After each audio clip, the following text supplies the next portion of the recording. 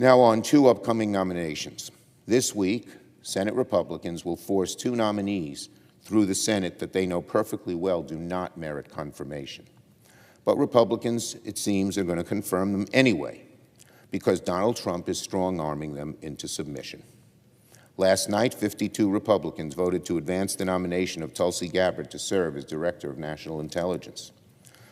By now, there is no question about whether or not Ms. Gabbard is qualified to lead America's intelligence agencies. By every objective measure, she is not. How could they choose, of all the people who might be available to do this job, how could President Trump choose her? The Director of National Intelligence must be fluent in the truth above all. The intelligence, by its own definition, is a fact-gathering agency. It depends on facts.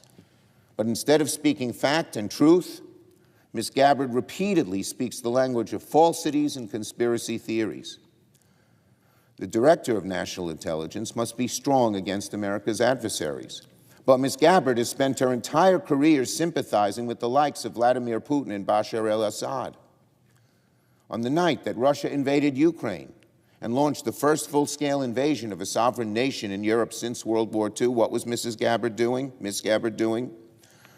Spending her energy blaming NATO and the U.S. for what Putin did. Putin invades Ukraine. Gabbard blames the U.S. for Putin invading Ukraine. How can we put this kind of person as head of DNI?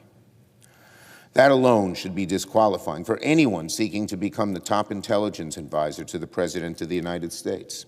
And when Ms. Gabbard had the opportunity to repair her image before the Senate Intelligence Committee and ease the deep worries of senators on both sides of the aisle, we all know a load of the Republicans on the Intelligence Committee felt she doesn't belong in office.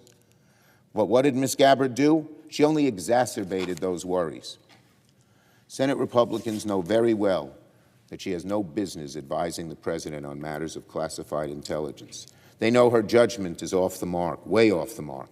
They know her troubling history of pushing conspiracies and spreading propaganda. So, deep down, this nominee is really about one very simple question. What do Senate Republicans care more about?